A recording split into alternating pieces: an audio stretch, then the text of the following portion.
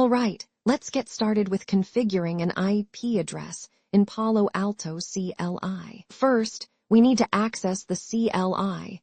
Think of it as stepping into the command center. Next, we enter configuration mode, because making changes without this is like yelling commands at a locked door. Then, we set the system type to static.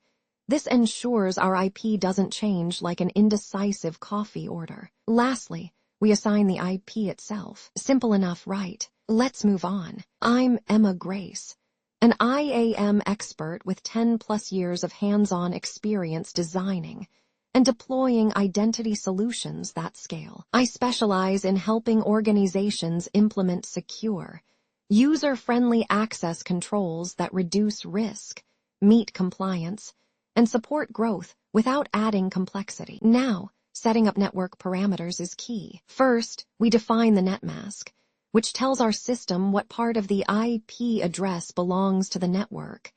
Think of it as setting neighborhood boundaries. Then comes the default gateway, which is our exit door to the wider world. Next, we define the primary DNS server to translate domain names into IP addresses, like a real-world GPS. And finally, we can set up a secondary DNS server, just in case things go haywire. Ready for the last step. Before we wrap up, it's crucial to verify our settings. No one wants to commit a configuration, only to realize they've set up a gateway to nowhere. Once checked, we run the commit command, which is like clicking save in a Word document. Then, we ensure our system has proper connectivity, because what's the point of an IP if it doesn't connect? Finally, always test your configurations. A quick test now saves hours of troubleshooting later. Let's start by verifying our configuration. Running show deviceconfig system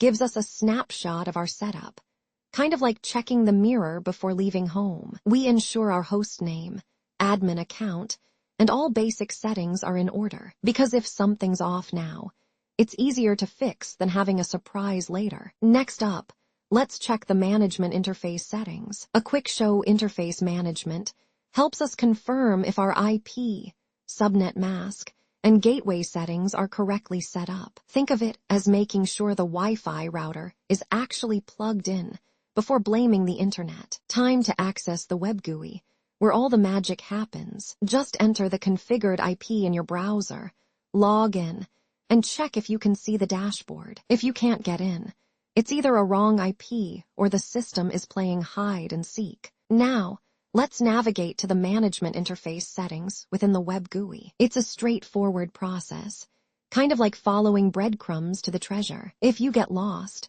retrace your steps and make sure you're in the right section. Additional services like DNS and NTP ensure everything runs smoothly. Think of DNS like an address book, and NTP like setting the right time on your watch. Forget these, and things might look messy real fast. Saving the configuration is crucial, because nobody wants to redo all their hard work after a reboot. Just hit save, confirm your changes, and make sure everything looks good. It's like hitting save on an important document.